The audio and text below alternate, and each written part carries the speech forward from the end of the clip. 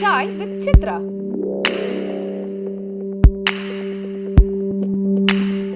இன்றைய சாய் சித்ரா நிகழ்ச்சி இடம்பெறுகின்ற விருந்தினர் திரைப்பட தயாரிப்பாளர் சுந்தரி பிலிம்ஸ் முருகன்.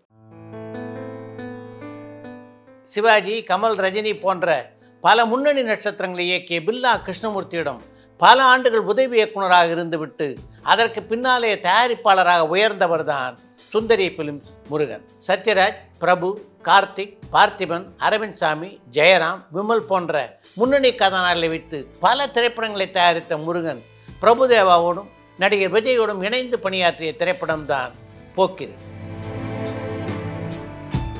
உதவி இயக்குனராகவும் தயாரிப்பாளராகவும் தான் பெற்ற அனுபவங்கள் பலவற்றை இந்த நேர்காணலிலே பகிர்ந்து கொண்டிருக்கிறார் முருகன். Chai with Chitra.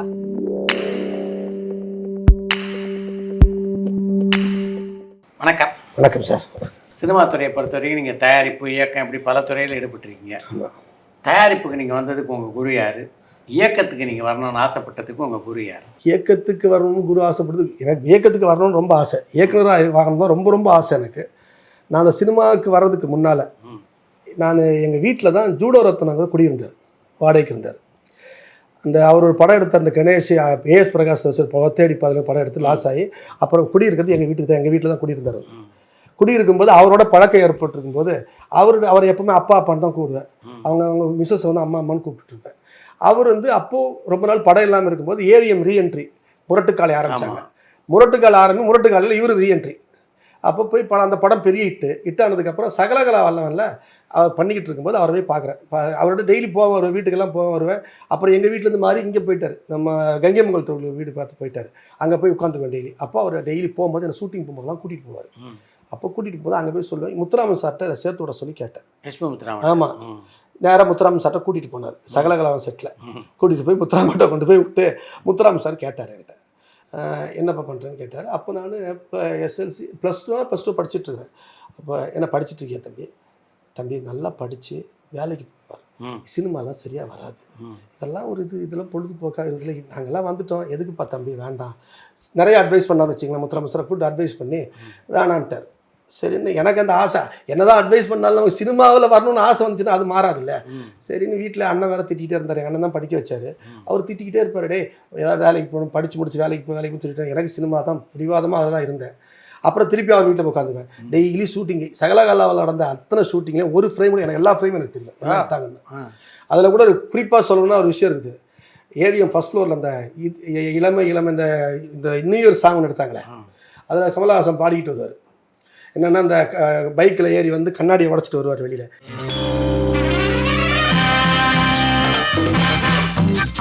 அந்த கண்ணாடி உடைக்கும் போது கமலஹாசனுக்கு அடிபட்டுரும். இந்த கண்ணு கீழே அடிபட்டு பிளட் ஊற்றும். அது ஷார்ட்டில் இருக்குது. இப்போ படம் ஃப்ரீஸ் பண்ணி பார்த்து தெரியும். அப்போ அங்கே தான் இருக்கிறேன் நான். அந்த ஷார்ட்டில் என்னென்ன ஃப்ரேம் அந்த ஷூட்டிங் எடுத்தாலும் எல்லாத்துலேயும் கூடவே இருந்தேன். அப்புறம் அவர்கிட்ட ஜூடோத்தில் போய் சொன்னேன், சரி டைரக்ஷன் வேண்டாம், கேமராமேன் ஆயிடுறேன், பாபு சார்ட்ட சேர்த்து விடுங்க என்ன, கேமராமேன் பாபு சார்ட்ட. சரின்னு பாபு சார் கூடவே அலைஞ்சேன். அப்போ பாபு சார் அதுக்கப்புறம் ரொம்ப க்ளோஸ் ஃப்ரெண்ட் ஆகிட்டார். இப்போ கூட பேசிகிட்டு இருக்காருன்னு வச்சுங்களேன். அவர் பாபு சார் வந்து எங்கிட்ட இருந்து பிரசாத் ஒரு கேமராமேன் அசிஸ்டண்ட் வெளியே போய் படம் பண்ண போகிறான், அவங்ககிட்ட சொல்லி விட்றேன்னாரு. அவர் வீடு அப்போ வந்து நம்ம இந்த எம்ஜிஆர் ஸ்கூல் இருக்குல்ல, அது பக்கத்தில். நீ உங்கள் ஆஃபீஸ் கூட இருந்தவங்க அது பக்கத்தில் பிரசாத் வீடா அங்கே தான் இருந்தது.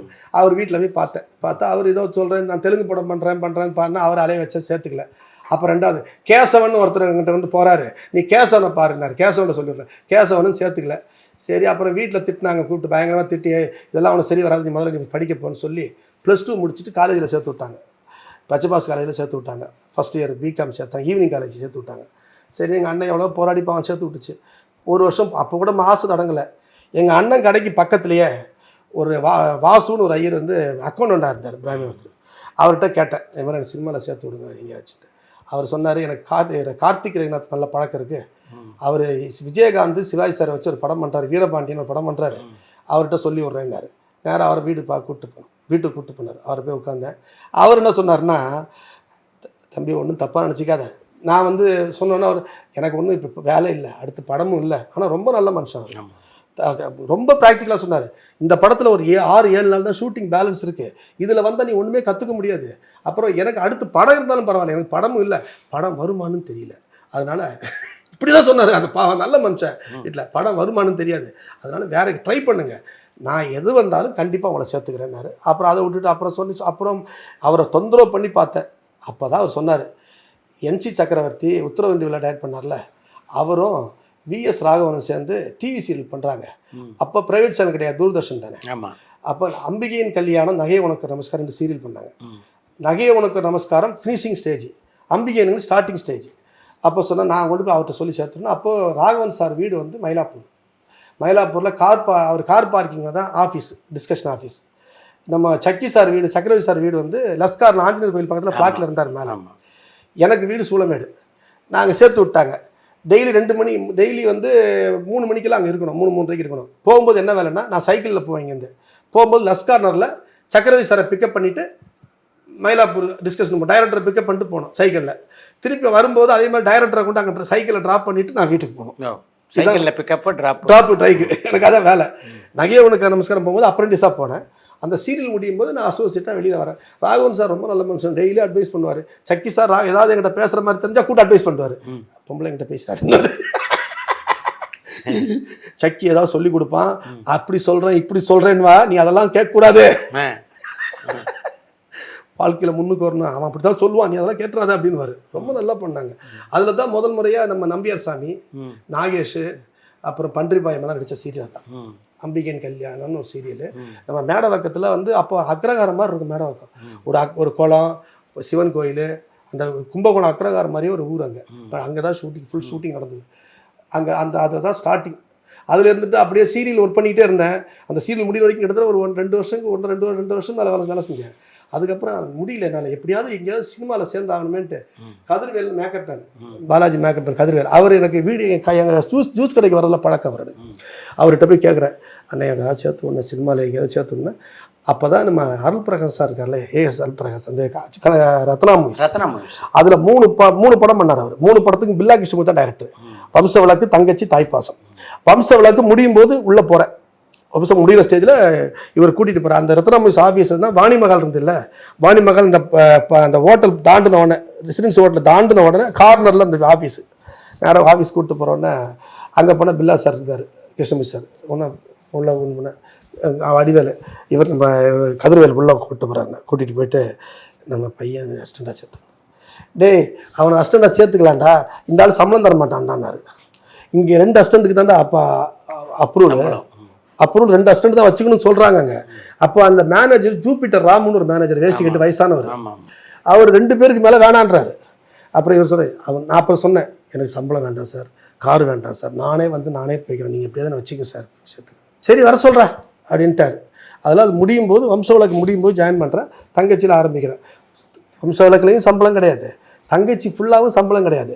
அதில் என்ன கொடுமைன்னா, இன்றைக்கெல்லாம் அசிஸ்டன்ட் டைரக்டர் எப்படின்னா, 10வது அசிஸ்டண்ட்டுக்கு வண்டி அனுப்பலாம், டைரக்டர் வேலை செய்ய மாட்டேங்கிறாங்க. அன்னைக்கு அப்படி கிடையாது. 3வது அசிஸ்டன்ட் நான், லாப்போர் அசிஸ்டன்ட் இத்தனைக்கும். எனக்கு வந்து கார் கிடையாது. காலையில் எனக்கு சூளமேட்டில் பெரியார் பாதையில் வீடு. அப்போ இந்த 100 ஃபீட் ரோடு ஃபுல்லாக முள்ளுக்காடு, அந்த முள்ளுக்காடாக இருக்கும். அதுக்குள்ளே பூந்து ஓடி வருவேன். கதிர்வேல் வீடு வந்து நம்ம கதிர்வேலான வீடு வந்து நம்ம எம்ஜிஆர் ஸ்கூல் இருக்குல்ல, சாமியார் மாடம், அங்கே வீடு. அங்கேருந்து காலையில் அப்போல்லாம் 7 மணிக்கு கால் ஷீட்டில் நான் 5:30 மணிக்கு எழுந்து அங்கேருந்து ஓடி வருவேன். ஓடி வந்து இங்கே வந்து நின்றுக்குவேன், மறைஞ்சு நின்றுக்குவேன். காரில் ஏறுற வரைக்கும் அவர் காரில் ஏறி, நான் கார் ரன்னிங்கில் நான் ஓடி போய் ஏறிப்பேன். அதே மாதிரி ஷூட்டிங் ஸ்பாட்டு போகும்போது, ஷூட்டிங் ஸ்பாட்லேருந்து ஒரு 200 மீட்டருக்கு மேலே என்னை இறக்கி விட்ருவாங்க, நடந்து தான் போகணும். இல்லைன்னா ராம் வந்து அவனை ஏற்றி வந்து கத்துவார். ஷூட்டிங் முடிஞ்சதுக்கு அப்புறமா அதே மாதிரி நடந்து போய் அங்கே நின்றுக்குவேன். இந்த கார் போகும்போது ஏறிக்கணும், ரகசியம்தான், கார்லாம் கிடையாது. அப்படி தான் ஒரு படம் ஃபுல்லாக வேலை. தாய்ப்பாசத்தில் தான் எனக்கு சம்பளம் கொடுத்தாங்க. அடுத்த படத்தில் தான் 2000 ரூபா சம்பளம் கொடுத்தாங்க. மொத்த படத்துக்கு 2000 ரூபா சம்பளம் தாய்ப்பாசத்தில். அந்த 500 ரூபா அட்வான்ஸ் கொடுப்பாங்க. அதுவே பெருசாக தெரிஞ்சு தப்பு. அவரோட சேர்ந்து ஒரு 13 படம் வேலை செஞ்சேன். ஆமாம். அப்போ என்னென்ன படங்கள்? தங்கச்சி, வம்ச விளக்கு லாஸ்ட்டாக ஒர்க் பண்ணேன். தங்கச்சி, தாய்ப்பாசம், எங்கண்ணா வரட்டும், கற்பகம் வந்தாச்சு, வெற்றிக்கரங்கள், இந்த திராவிடன், ஆமாம், இதோட நிறைய படங்கள் ஒர்க் பண்ணேன் அவரோட. அது மட்டும் இல்லை, அதாவது எல்லாருக்குமே என்னென்னா ஒரு வாழ்க்கையில், இப்போ டைரக்டர் ஆகட்டும், அந்த ப்ரொடியூசர் ஆகட்டும், யாருக்கு நம்ம எந்த சேர்ற இடத்துல தான் வாழ்க்கை ஆரம்பமாகுதுன்னு சொல்லுவாங்க. இப்போ ஒரு சங்கருக்கு வந்து ஒரு குஞ்சுமன் கிடச்சதுனால தான் இன்றைக்கி சங்கராக உருவாக முடிஞ்சுது. அன்றைக்கி அவர் வந்து ராமநாதன் கதை சொல்லி ராமநாதன் கிட்ட போயிருந்தாருன்னா இன்றைக்கி ராமநாதன் இந்த லிஸ்ட்டில் போயிருப்பார். அந்த மாதிரி நமக்கு அன்றைக்கி குரு கிருஷ்ணமூர்த்தி சார் கிடச்சது ஒரு கடவுள் கொடுத்த கிஃப்ட்டு. அவர் என்ன வந்து எங்கேயுமே அவர் அசிஸ்டண்ட்டுன்னு சொன்னதில்லை. தம்பின்னு தான் சொல்லுவார். அவர் எங்கே போனாலும் என்னை கூட கூட்டிகிட்டு தான் போவார். அவருக்கு 2 பொம்பளை பசங்க. அவர் வீட்டுக்கு யாரையும் சேர்க்க மாட்டார். ஆனால் நான் அவர் வீட்டுக்கு எப்போ வேணாலும் போவேன், எப்போ வேணாலும் வரலாம். அந்த வீட்டுக்கு எனக்கு காஃபி சாப்பிட்ணுன்னு தோணுச்சு, நான் வீட்டில் போய் நல்லா காஃபி கொடுப்பாங்க மாமி. அந்த மாதிரி குடும்பத்தில் ஒருத்தனை. அவர் பசங்களை கொண்டு போய் காலேஜில் ட்ராப் பண்ணுறதுக்கு எல்லாத்தையும் என்ன தான் அனுப்பிச்சி விடுவார். அந்த அளவுக்கு ஃபேமிலியாக இருந்தோம் நான் அவரோட. வெளியிலேருந்து சினிமா படப்பிடிப்பை பார்த்தவங்களுக்கு முதல்ல ஷூட்டிங் பார்த்தபோது எப்படி இருந்தது? அது ஒரு பெரிய ஆனந்தம் சார். ஆக்சுவலாக முதல் நாள் ஷூட்டிங்கு எனக்கு முதல்ல அவுட்டோர், ஃபஸ்ட்டு அவுட்டோர் ஊட்டி. ஊட்டிக்கு அவுட்டோர் போகிறேன்னு சொல்லிட்டாங்க. ஆனால் லிஸ்ட்டில் என் பேர் கிடையாது. என்னை கூட்டிகிட்டு போகக்கூடாது. ஏன்னா 2 பேருக்கு தான் அலவுடு. நான் சொல்லிட்டேன், பெட்ஃபோனில் கூட வரேன், நான் என்னை கூட்டிகிட்டு போங்கடான்ட்டேன். முதல்ல ஷூட்டிங் போகிறோம், ஊட்டியில் அவுட்டோர் ஷூட்டிங்னு கனவுல இருந்தேன். சரின்னு கூப்பிட்டு போகிறேன்ட்டாங்க. அந்த நேரம் பார்த்து எனக்கு ஃபைல்ஸு ஆப்ரேஷன் பண்ணணுன்ட்டான் டாக்டர். நான் ஆப்ரேஷன், இன்றைக்கி ஆப்ரேஷன், நாளைக்கு ஒரு நாள் தான் கேட்பேன். அடுத்த நாள் காலையில் ஊட்டிக்கு போனோம். அப்போ இங்கே நம்ம அருணாச்சலம் இவர் தட்சிணாமூர்த்தியோட டாக்டர், அவர்கிட்ட தான் ஆப்ரேஷன் பண்ணுறோம். நமச்சிவாரன் டாக்டர் ஆப்ரேஷன் பண்ணுறாரு. பண்ணால் அவர் சொல்கிறார் என்கிட்ட, எப்படி இப்போ தம்பி போவேன்னார். நான் சொன்னேன், எப்படியாவது போயிடுறாங்கன்னு சொல்லிட்டு போயிட்டேன். அவர்கிட்ட போய் ஆப்ரேஷன் பண்ணேன். முதல் நாள் ஆப்ரேஷன் பண்ணேன். ஒரு நாள் அடுத்த நாள் நைட் டிஸ்சார்ஜ் ஆகி காலையில் பெட்ஃபோன் ஏறி ஊட்டிக்கு போயிட்டேன். கேர்ஃப்ரீயாக கட்டிட்டு ஊட்டிக்கு போயிட்டேன். ஃபுல்லாக ஒர்க் பண்ண 6 நாள் சாங் எடுத்தாங்க ஊட்டியில். அதான் ஃபஸ்ட்டு அவுட்டோர். ஆனால் பெரிய சந்தோஷம். அது முதல் நாள் ஷூட்டிங்கில் நடிகர்களை பார்க்குறோம் கொள்றோன்னா அது ஒரு பெரிய சந்தோஷம். அந்த ஃபஸ்ட்டு படத்தில் ஒரு தங்கச்சி ஒர்க் பண்ணும்போது நான் இவர் ராம்கி எல்லாம் அப்கமிங் தானே. ராம்கி ரொம்ப க்ளோஸ், தோளில் கை போட்டு ரொம்ப ஜாலியாக பேசுவோம் ராம்கி என்கிட்ட. அந்த நட்பு இன்னைக்கு வரைக்கும் இருக்குது. அது மாதிரி யாரெல்லாம் உங்களோட நல்லா பழகினாங்க உதவி இயக்குனராக இருக்கும்போது? சத்யராஜ். சத்யராஜை டைரக்ட் பண்ண படத்தில் நான் ஒர்க் பண்ணேன், அசிஸ்டண்டாக ஒர்க் பண்ணேன். திராவிடன் ஒர்க் பண்ணேன். அவர் டைரக்ட் பண்ண வில்லாதிலும் நான் ஒர்க் பண்ணேன். வில்லாதிலே ஒர்க் பண்ணேன். நல்ல நண்பர், நல்ல பழகக்கூடியவர். சத்யராஜ் சார் ஆகட்டும், இவராக ராம்கி ஆகட்டும், அர்ஜுன், பிரபு சார். எனக்கு சினிமாவில் ரொம்ப முதல்ல பழக்கமே பிரபு சார் தான். ஏன்னா நான் பில்லா சார் தான் அடிக்கடி சிவாஜி சார் வீட்டுக்கு போவேன். அவர் சொந்த வீடு மாதிரி சிவாஜி சார் வீட்டுக்கு போவார். அப்போ சிவாஜி சார் அடிக்கடி பார்ப்போம், கொள்வோம், அந்த மாதிரி. அதனால் எனக்கு பிரபு சார் ரொம்ப நல்லா பழக்கம். பில்லா கிருஷ்ணமூர்த்திட்ட உங்களுக்கு பிடிச்ச விஷயம் என்ன? சின்சியாரிட்டியாக நாள் சார். அதாவது 31 நாளைக்கு மேலே ஷூட்டிங்கே பண்ண மாட்டேன். 30 நாளைக்கு மேலே எந்த வாழ்வே மாயமே 28 நாள் தான் சொன்னார் சார். இல்லை, வாழ்வே மாயம் 30 நாள், பில்லா 28 நாள் சார் எடுத்தது மொத்தமே ஷூட்டிங்கு. சார் பில்லா அவர்கிட்ட சொன்னது, அங்கே பேசும்போது சொன்னார் ஒன்று, பாலாஜியில் உட்காந்து பேசிகிட்டு இருக்கிறேன். அப்போ சொல்கிறாரு, ஏஎல் நாராயணன், பில்லா சார் நாங்கள்லாம் உட்காந்துருக்கோம். அப்போ சொல்லும்போது பில்லா வந்து நவம்பர் 5 ஷூட்டிங்கு. ஆக்சுவலாக அந்த பில்லாவுக்கு வந்து விஜயன் சார் தான் டைரக்டர். அவர் தான் தகராறில் வெளியே போயிட்டார். இவர் ப்ரொடக்ஷன் மேனேஜர் தான் நாங்கள். ஆமாம். அப்போது அதுக்கு முன்னால் விஜயன் வச்சு ஒரு படம் பண்ணி ஃப்ளாப்பு. அப்போ பாலாஜி சார் சொல்கிறாரு, ஏன் கிருஷ்ணமூர்த்தி டைரக்ட் பண்ணட்டுன்னு சொல்லி இவர்கிட்ட கொடுக்குறாங்க படத்தை. பில்லாவை கொடுக்கும்போது நவம்பர் 5 அந்த படத்தை ஸ்கிரிப்டை கையில் கொடுக்குறாங்க. ஜனவரி 28 படம் ரிலீஸ். பில்லா வாழ்வை 30 நாள் தான் ஷூட்டிங்க சார். 2 நாளைக்கு மேலே எந்த சாங் எடுத்ததில்லை சார். 2 நாளைக்கு மேலே எந்த ஃபைட்டும் எடுத்ததில்லை சார். அவர் கிளைமேக்ஸே 3 நாள் தான் எடுப்பார். இன்னொன்று ஃபைட்டு வந்து இப்போ இருக்கிற டைரக்டர்ஸ்லாம் என்ன செய்கிறாங்கன்னா, ஃபைட்டுக்கு வந்து மாஸ்டர் எடுத்து கட் பண்ணி கொடுக்குறாங்க. நான் வேலை செஞ்ச எந்த படத்துலையுமே மாஸ்டர் வந்ததே கிடையாது. சுப்ராயம் மாஸ்டர் ஆகட்டும், ராக்கி ராஜஸ்தான், இவர் ராம்போ ராஜ்குமார், எல்லா மாஸ்டரும் ஒர்க் பண்ணியிருக்காங்க அவரோட.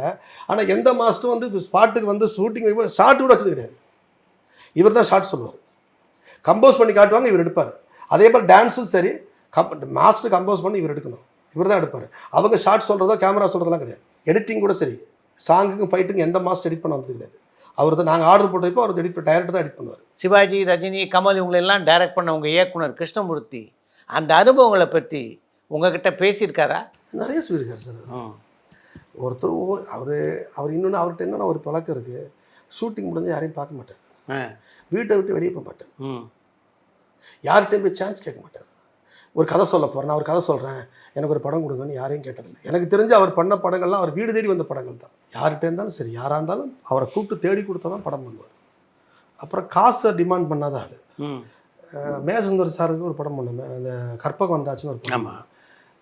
அவர் அந்த படம் பண்ணும்போது அவருக்கு சம்பளம் வந்து 1 லட்ச ரூபா சம்பளம் டைரக்டருக்கு. எனக்கு அந்த படத்தில் 4000 ரூபா சம்பளம். அவர் எனக்கு ஒரு 1000 ரூபா சம்பளம் அட்வான்ஸ் கொடுத்தாரு. டைரக்டருக்கு 25,000 கொடுத்தாரு. 25,000 தான் டைரக்டர் சம்பளம். படம் ஃபுல்லாக முடிஞ்சு, டப்பிங்கெல்லாம் முடிஞ்சு எல்லாம் கொடுத்துட்டு வந்துட்டோம். நான் சினிமா விட்டு வெளியே வந்து வீடியோ கடை வைக்க போயிட்டேன். இது சரியாக வராதுன்னு. இப்போ டைரக்ஷன் சான்ஸுக்கு நிறைய இடத்துல போனால் அது நிறைய கசப்பான அனுபவம் இருக்குது. நமக்கு சினிமா வேணாம், அப்படி நம்ம பிஸ்னஸுக்கு போகிறோம்னு வீடியோ கடைக்கு வந்துட்டேன். வரும்போது ஒரு நாள் திடீர்னு சுந்தரராஜ் சார் தேடி வராது, மேஜர் சுந்தரராஜ் சார் தேடி வீடியோ கடைக்கு வராரு. முருகன் நல்லா இருக்கீங்களான்னு கேட்டு வராரு. வெங்கேஷ் நகரில் சார் என்ன சார் திடீர்னு தேடி வந்துருக்கீங்க? ஒன்றும் இல்லைப்பா, படம் முடிஞ்சு 2 வருஷம் கழிச்சு, ஒன்றரை வருஷம் ஆச்சு நினைக்கிறேன், 2 வருஷம் கழிச்சு நான் படத்தை ரிலீஸ் பண்ணலான்னு இருக்கிறேன்ப்பா. அவ்வளோ நாள் ரிலீஸ் ஆகலையா? ரிலீஸ் ஆகலை படம். 1 வருஷம், ஒரு வருஷம் மேலே ஆச்சு, 1.5 வருஷம் மேலே ஆச்சு. படம் ரிலீஸ் ஆகலை. படம் ரிலீஸ் பண்ண போகிறோம். அர்ஜுன் ராதிகா ரிலீஸ் பண்ணலான்னு இருக்கிறேன்ப்பான்னாரு. பண்ணுங்க சார், என்ன சார் பிரச்சனை? இல்லைப்பா, உனக்கு சம்பளம் பாக்கி 3000 உனக்கு தரல, கிருஷ்ணமூர்த்தி சாருக்கு 75,000 தரணும், எவ்வளோருக்கும் படம் தர வேண்டியது இருக்குது.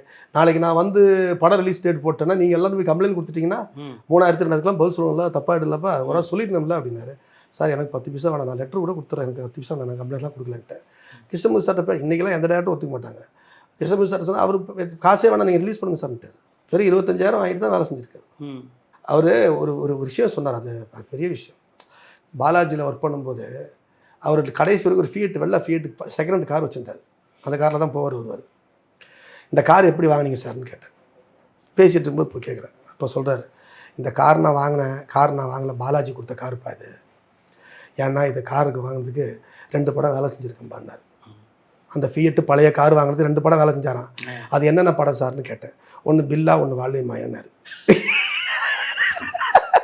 2 படம் டைரக்ட் பண்ணது கார் தானே. ஆனால் வாழ்க்கையிலே அவர் ஒரு விஷயம் சொன்னார், மறக்க முடியாத தயாரிப்பாளர் சொன்னது வந்து ஜாக்பட் சீனிவாசன். ஜாக்பட் சீனிவாசன் நியாயம்னு ஒரு படம் பண்ணார் பிரபு சார் வச்சு. அந்த படம் பண்ணும்போது அவருக்கு ஜாக்பட் சீனிவாசன் சம்பளம் கேட்கக்கூடாது நீங்கள் அப்படின்னாராம். வெங்கேஸ்வரன் ரங்கா அப்பார்ட்மெண்ட்டில் ஒரு ஃப்ளாட், 3 பெட்ரூம் ஃப்ளாட் அவர் தான் வாங்கி கொடுத்தாராம். ஃப்ளாட் வாங்கி அவருக்கு அதே மாதிரி ஜிஎன் ரங்கராஜனுக்கும் அவர் தான் இடம் 1.5 கோடி இடம் வாங்கி கொடுத்தது அவர் தானே. ஜாக்பட் சீனிவாசன் சம்பளத்துக்கு போல் வீடு வாங்கி கொடுத்தது அவர் தானே சொன்னார். ஜாக்பட் சீனிவாசன் தான் எனக்கு வீடு வாங்கி கொடுத்தாருங்க. அவர் யார்ட்டையும் போக மாட்டார் சார், எங்கேயும் போக மாட்டார், யார்ட்டையும் எதுவும் கேட்க மாட்டார், வீடை விட்டு வெளியே மாட்டார். அவர்கிட்ட இன்னொரு புது பாலிசி இருக்குது. அந்த வீட்டுக்கு அவர் ரோடு ஓரமாக இருக்கிற வீடு தான் அவர் வீடு. ஜன்னல் வந்து பார்த்தா ரோட்டில் யார் வரா போகிறா தெரியும். ஒரு ப்ரொடியூசர் படம் பண்ணணும்னு வராங்க. அவர்கிட்ட என்னை கூப்பிட்டாரு. நான் பக்கத்தில் வீடியோ கடை எனக்கு கூப்பிட்டு, டேய் வாடா வீட்டுக்கு வாடா, ஒருத்தர் படம் பண்ண சொல்லி வந்திருக்காங்கடா, நீ வாடா அப்படின்னு நான் கூப்பிட்டாரு. நான் உள்ளே போகிறேன், உட்காந்துருக்கிறேன், இவரும் உட்காந்துருக்காரு. அவங்க வந்து பேசினாங்க, வந்து பேசி எல்லாம் பேசினாங்க. அவர் கூட நல்ல பேர் மறந்துட்டேன். வந்து பேசினாங்க, பேசிட்டு செல் வெட்டி பார்த்து 2 வீலரில் வந்துட்டு போனாங்க. டே இவன் படம் எடுப்பானு தெரியடா, வேணாண்டா அந்த படம் பண்ணாட்டார். அப்படிப்பட்ட கேரக்டர் அவர், ரொம்ப சாஃப்டான கேரக்டர். அவர் பேசிக் யாருன்னு தெரியுமா? சினிமாவுக்கு வரதுக்கு என்ன பண்ணார் தெரியுமா? Producer. Krishnamurthy sir producer. Balaji hero வச்சு பாலாஜி ஹீரோ, சாவித்திரி வந்து ஹீரோயின், எம்ஆர் ராதா வச்சு சரசா பிஏன்னு படத்தோட ப்ரொடியூசர். அப்படியா? ஆமாம். அதுக்கு முன்னே யாருன்னு தெரியுமா? அவர் தில்லியில் நேரு பிரைம் மினிஸ்டர் இருந்தார்ல, அவர்கிட்ட ஃபைனான்ஸ் செக்ரட்டரி, நேருக்கிட்ட ஃபைனான்ஸ் செக்ரட்டரி அவர். அந்த போஸ்டிங்கை ரிசைன் பண்ணிட்டு சினிமாவுக்கு வந்தவர் தான் பில்லா கிருஷ்ணமூர்த்தி. அதில் பழக்கமாகி தான் பாலாஜியோட அதுக்கப்புறம் பண்ணி. ஆமாம், அதில் பழக்கமாகி முதல்ல அடுத்து பாலாஜி படம் இருக்கும்போது சுதர்சன் சிட்பண்டில் ஃபைனான்ஸ் வாங்கும்போது ஆல்ரெடி படம் எடுத்தவங்களுக்கு தான் ஃபைனான்ஸ் சொன்னதுனால இவர் போய் அது கேரண்டி போட்டு இவர் உள்ளே போனதுக்கு அப்புறம் தான் அதுலேருந்து இவர் அங்கே உள்ளே இருந்தார். அப்படியே கண்டினியூ பண்ணார். பாலாஜிக்கும் கிருஷ்ணமூர்த்திக்குமான உறவு ரொம்ப ஸ்ட்ராங்காக. 2 பேரும் ஒன்றா தம்படிப்பாங்க. கிச்சா அப்படின்னு 2 பேரும். ஆனால் அந்த பாலாஜி ஆரம்பித்ததும் இவர் தான், மூடுறதுக்கும் அவர் தான் காரணம், கிருஷ்ணமூர்த்தி தான் காரணம். ஏன்? நாங்கள் வந்து இந்த சித்திரம் படம் இருக்குல்ல, அந்த படத்தை வந்து சத்யராஜை வச்சு ஆரம்பிக்கலான்ட்டு எல்லாம் பேசி முடிச்சு, திராவிடனுக்கு அடுத்த படம் தான் பேசி முடிச்சு, ராதிகா, சத்யராஜ், கவுண்டமணி, ஜனகராஜ் எல்லாரையும் வச்சு ஜனகராஜ், செந்தில் எல்லாரையும் பேசி எல்லாருக்கும் அட்வான்ஸ் கொடுத்தாச்சு. ஊட்டியில் லொக்கேஷன்லாம் ஃபிக்ஸ் பண்ணியாச்சு. ஃபிக்ஸ் பண்ணி ஷூட்டிங் போனோம். ஆக்சுவலாக வந்து ஏஎல் நாராயண ஸ்கிரிப்ட், சிவாஜி சார் நடிச்சார் ஒரு படம், எங்கிருந்தோ வந்தான் டைட்டில் வச்சேன். டைட்டில் அவர் ஏஎல் நாராயணன் எழுதின டைட்டில் தான், அவர் தான் ஸ்கிரிப்ட் டைலாக்லாம் எழுதுனா. அதை பார்த்துங்க எல்லாம் முடிஞ்சிச்சு. எல்லாம் முடிஞ்சு ஷூட்டிங் போகிறதுக்கு 7 நாளைக்கு முன்னால் பாலாஜி மிஸ்ஸஸுக்கு வந்து ஹார்ட் அட்டாக் வந்துடுச்சு. இப்போ ஆப்ரேஷனுக்காக அவர் ஆஸ்திரேலியா போகிறதா இருந்தார். அப்போ மேலே நாங்கள்லாம் உட்காந்துருக்கும்போது பாலாஜி சார் மேலே ரூமுக்கு வராரு. எங்கள் மேலே தனி ரூமு மேலே வந்தார். வந்து கிச்சா நீ எல்லாம் பாலாஜியோட மாப்பிள்ளையே மச்சான் பாலகோபால்னு ஒருத்தர் இருக்கார், அவர் தான் ப்ரொடக்ஷன் பார்த்துக்குவார், கேஷெல்லாம் அவர் தான் ஹேண்டில் பண்ணுவார். பாலகோபாலை வச்சு நீ வந்து நீயே ப்ரொடக்ஷன்லாம் பார்த்துக்கோ, எல்லாம் பார்த்து நீ படத்தை முடிச்சு நான் நாளைக்கு நான் ஆஸ்திரேலியா போகிறேன், வீட்டில் ஆப்ரேஷனுக்காக போகிறேன், நான் வரேன், நீ எல்லாம் பார்த்து முடிச்சுக்கோ அப்படின்னு சொல்லிட்டு கீழே இறங்கி இவர் ஓகேன்ட்டு கீழே இறங்கி போயிட்டார். இவர் என்ன நினச்சாருன்னு தெரில. ஒரு 15 நிமிஷம் கழிச்சு கீழே போனார். கீழே போயிட்டு நேராக பாலாஜி ரூமுக்கு போயிருக்கார். போயிட்டு நான் ப்ரொடக்ஷன்லாம் பார்க்கலப்பா, நீ வந்ததுக்கப்புறம் ஷூட்டிங் பண்ணிக்கலாம், நீ படத்தை நிறுத்திட்டார். சத்யராஜா ஒரு தயாரிப்பாளராகவும் பார்த்துருக்கீங்க, அவர்கிட்ட நீங்கள் உதவி இயக்குனராக இருந்திருக்கீங்க. ஆமாம். ஒரு டைரக்டராகவும் ஒரு நடிகராகவும் சத்யராஜ் எப்படி பார்க்குறீங்க? அந்த ஏற்றத்தாழ்வு பாகுபாடு எதுவுமே அவர்கிட்ட கிடையாது. ஒரு அசிஸ்டன்ட் டைரக்டர் ஒரு மாதிரி பேசுறது, எல்லாரையும் ஒரே மாதிரி நடத்தக்கூடிய ஒரு நடிகர். அவர்கிட்ட எந்த பாகுபாடும் நான் பார்த்ததில்லை இது வரைக்கும். காதல் மன்னன் ஜெமினேசன் நடித்த கடைசி திரைப்படம் அடிதடிதான். ஆமாம். ஆனால் அவர் சூப்பர்மேனுங்க. அவர் நான் அவரோட பழக்கத்தில் பேசினது தான் ஃபஸ்ட் டைம் பேசுகிறோம். ஸ்பாட்டுக்கு வந்தார். 2 மணிக்கு கால் ஷீட்டு. அவருக்கு 2 to 6 தான் அவர் நடிக்கிறது. ராஜ் கபூர் டைரக்ஷனில் கார்த்திக் வச்சு நீங்கள் எடுத்த படம் ஏன் இன்னி வரைக்கும் வெளியாகலை? அது கார்த்திக் நடிக்காதனால தான் வெளியே வரல. கிளைமேக்ஸில் அவர் ஒரு நாள் நடிக்கணும். ஒரு நாள் நடிச்சிருந்தா படம் ரிலீஸ் ஆகிருக்கும். நான் கிட்டத்தட்ட ஒரு பல தடவை அவர் வீட்டுக்கு அலைஞ்சிட்டேன். பரபரப்பான சினிமா செய்திகள், நட்சத்திரங்களின் பேட்டிகள், சினிமா வரலாறு ஆகியவற்றை பார்க்கவும் படிக்கவும் உங்களுக்கான இணையதளம் tourantalkies.co.